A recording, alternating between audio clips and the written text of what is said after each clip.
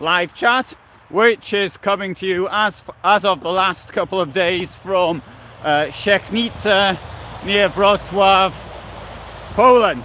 And today I'm going to continue with my discussion of the current crisis and with Putin, and also to look at its parallels in history. Now, I made a forecast on the referendum results, and guess what?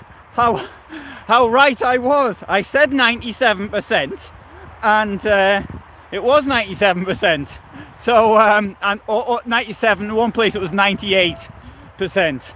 And the strange thing is, maybe excepting the Lviv Oblast, the place where the invaders are the least popular, I would have thought was the Kherson Oblast.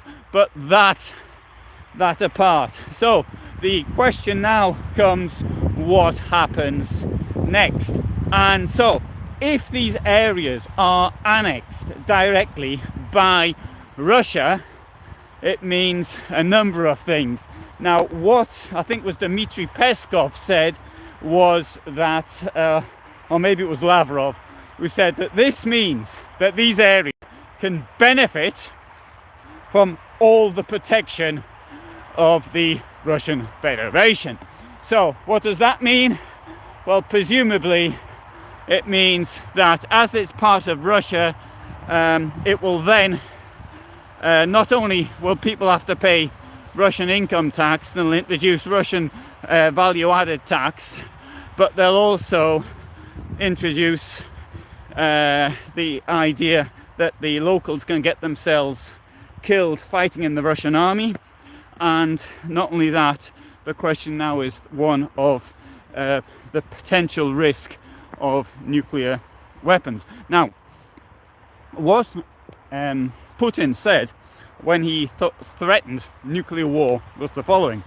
He said, "This is not a bluff." They were his words, not mine. I rather think that when people say this is not a bluff, it's like when they say, "I mean it." Usually they don't. And I don't play poker myself. Don't even know if I really understand the rules of the game. But when I've watched them playing it in films, westerns and things, I don't hear them saying things like, "This is not a bluff." I do remember in the film Get Carter, for which incidentally you can see the locations on a series of videos I did in Newcastle 12 years ago. But there's a scene there where he says, "You're bluffing, aren't you?" And he says, "Well, that's what you pay to find out." And in this case, how do we pay to find out? Now, up until now, hello there, Christopher. Hello. So, up until now, there have been artillery and attacks on Crimea, and a number of Russian ammunition dumps have been attacked in Crimea. I've also asked, when I was in Kiev, I did a video. Hello, Isa. I did a video from Kiev asking why the bridge over the Kerch Strait hasn't been attacked yet. And well, I didn't really ask. I said, why should it be attacked, and all the rest of it. I don't think this bridge is going to survive this war. Well, that's assuming, of course, that Russia doesn't win, and even at this late stage. But the oh, I've got my train. I lost my train of thought there. So, come back to nuclear weapons. I think there is a risk, of course, that there could be more. Now, the thing with nuclear weapons is that there are these tactical weapons. Now, a tactical weapon is one which is used on a battlefield. Strategics, these things that sort of destroy whole cities. And a tactical one on a battlefield could be just put on a normal missile. In fact, I believe also artillery shells with nuclear weapons on them, and it makes a much bigger bang. The problem, of course, is that as far as Russia's concerned, any contamination will also fly into Russia as well, depending, as Putin himself said, what the prevailing winds are. And so I also would say that there is a chain of command, at least I imagine there's a chain of command, and within that chain of command that Putin said launch a missile, he tells Shoigu, the defense minister, or the attack minister I should say, to launch him, and then somebody down the line somewhere could say no. Now, if somebody said no, what would that do? What would happen to that person? Would that person be arrested? Would that person have the courage to say no? Bearing in mind that if that person says no, that person could end up in prison, or worse, murdered.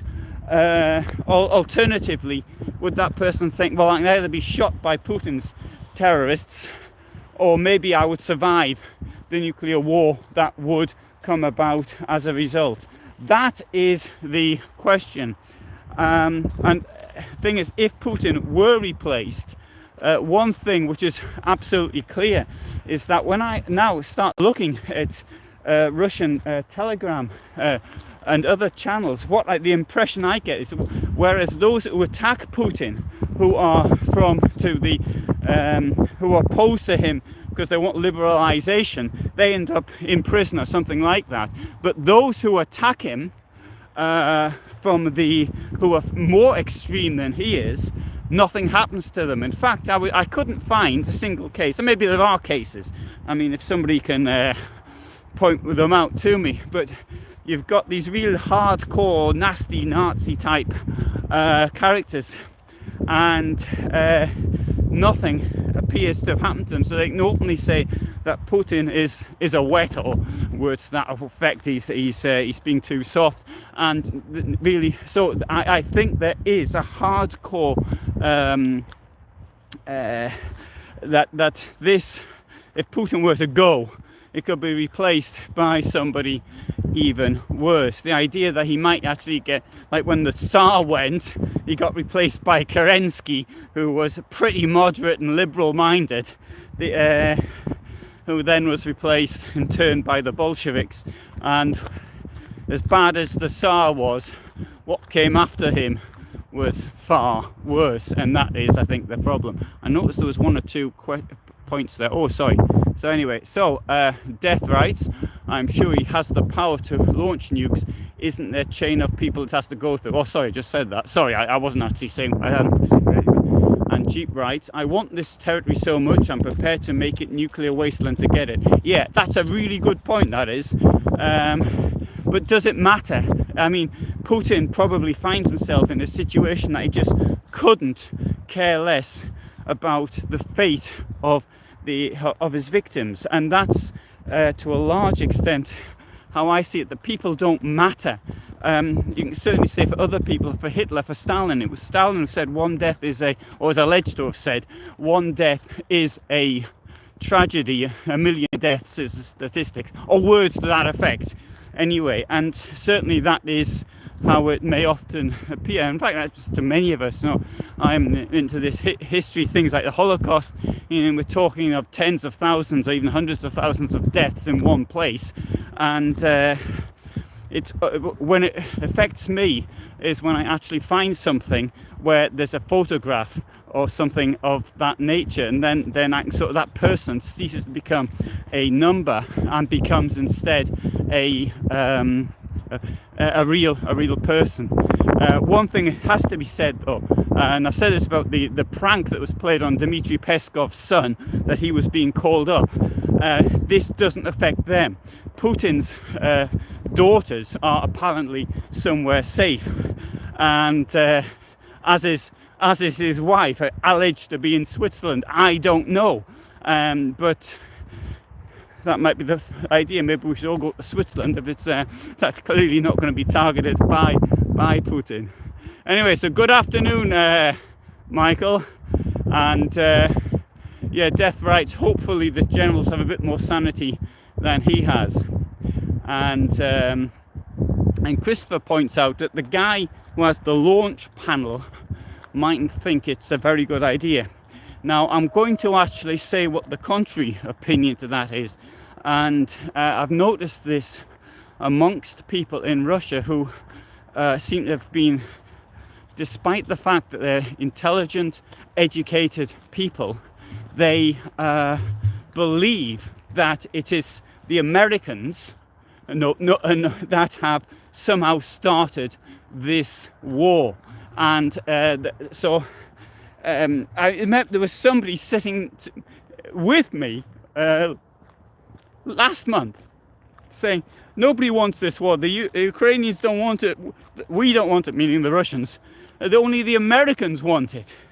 And as though, I mean, I just let him speak. I just thought, he can't seriously believe it, that the United States invaded Ukraine and Russia is somehow coming, or Putin is somehow coming to the aid of the Ukrainians in a way as they presented the invasion of Poland in 1939. I would hope that the guy who has to press the button, because Putin won't be doing it, and one thing we can be absolutely certain of, whenever this happens, well, let's hope it doesn't happen, let's very much hope it doesn't happen, Putin will be somewhere safe. The problem, I would think, is, I've referred to this in the past, but that Putin comes from a very poor background, despite the fact that his grandfather actually cooked for the Russian or the Soviet leadership. And the idea that he is now the wealthiest person in the world. Nobody has more wealth than he has. He's got, nobody knows what his wealth is. And okay, so he's 70 years old. And what he should be really thinking of, well, I suppose many of us would be really thinking of, is, oh, I'd like to retire. And he could retire and go to that place in Sochi and watch the boats on the Black Sea or something along of that nature. So that's what one would expect at that age. But obviously he's thinking of other things. Why did he do it? Did he just think it would be a walkover? Of course, all the signals he was given were wrong. It's the same with Hitler, exactly the same thing. The signals which were given, which showed weakness and no desire to actually do anything. And Putin got those signals, and it showed that the West was did nothing as far when with the invasion of Crimea, or and very little when terrorists and the Russian army created the war in the Donbass in 2014 and 2015. And this situation existed in the Donbass. It's the idea that this could have been done by a few separatists in Lugansk and Donetsk. It's absurd. Having said that, another point I'd like to make is I was looking at the map this afternoon, and to the northeast of Kramatorsk, about 20 kilometers, we get Sloviansk, and then from northeast of Sloviansk, or Kramatorsk, Sloviansk, about 10-15 kilometers northeast of Sloviansk, is a place called Linum. Was it Linum? L-I-or-Y-N. I can't remember the name of it now, but anyway, that's clearly a place where the Russian forces now seem to be getting caught in an entrapment, in pincer movement, and I would suggest that it's quite possible, if it hasn't already happened, that is, that there will be another major defeat there. And then, what is the answer to these defeats? Well, rounding up people on the streets to force them to go into the army. I don't think that's going to work very well. I do appreciate that anybody's going to the army now. These are all people who grew up within the fascist system. So they've been through it and possibly brainwashed into believing all of this fascist ideology which is being put out right now in Russia. So they may turn up believing that they're fighting for Putin, Russia or something when they get to Ukraine. I also heard that there are people now being asked, when they're asked to bring their own sleeping bags with them. I mean, if you join the army, you have to bring your own sleeping bag. That's a bit rough, I would say. Anyway, so there's another point which was brought up yesterday about these gas leaks. Now, I don't know the reason. I've got no idea. I don't know anything about gas. I don't even know. I know it's that what's used is like to be test gas, and the argument is, well, of course Russia couldn't have done it, because why would it blow up its own gas export pipeline? Well, there's a couple of reasons why it might done. The first reason that comes into my mind is, well, it wasn't being used anyway, and so this is just to make the point that this is a final break. Everybody knows Russia, but it's being denied by Russia. But it doesn't matter, as long as everybody knows that it was the saboteurs or whatever, terrorists or whatever were Russian. But more to the point is this: apparently, I'm not absolutely certain, but it appears. I would suggest that. I'm going to be very cautious how I put this. I haven't completely checked it. But if this gas damage is shown to be act of God or act of war or something like that, then the compensation which Gazprom is contractually obliged to pay would now no longer have to be paid. And so that is a way of getting out of its contractual agreement. Now, they said that the Nord Stream 1 wasn't working because of turbines, but Siemens went round and said, no, there's nothing wrong with these turbines. They're all working correctly. So therefore, if Gazprom were not supplying the gas it had contractually to supply, then it would be responsible. I'll just give an example from something which I remember from 20 years ago. Was when I wrote this article in the press, and about there was, I think it was Belarus failed to pay for something, so that Belarus got cut off, and then Belarus English,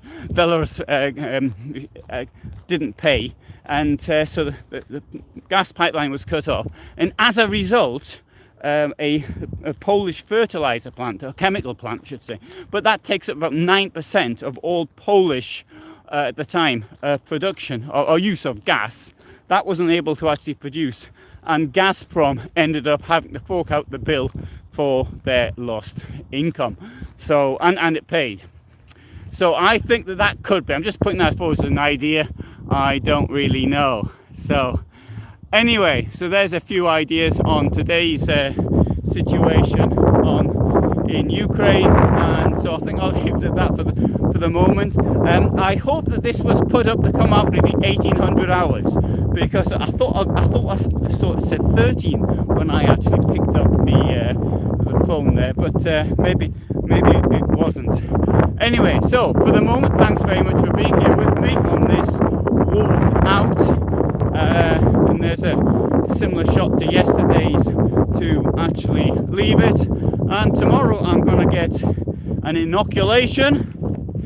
And this is not my COVID, because I'm completely boosted up with COVID inoculations. But tomorrow I'm getting one against Lyme disease.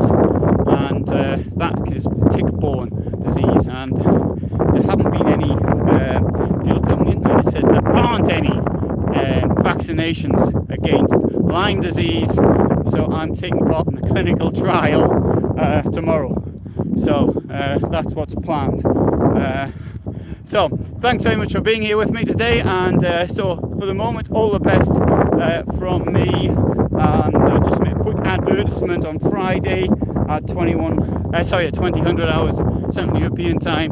There is a video on the ammunition plant, DAG Bromberg, which I shall be posting. But for the moment, all the best from me in Poland. Thanks for watching. Bye.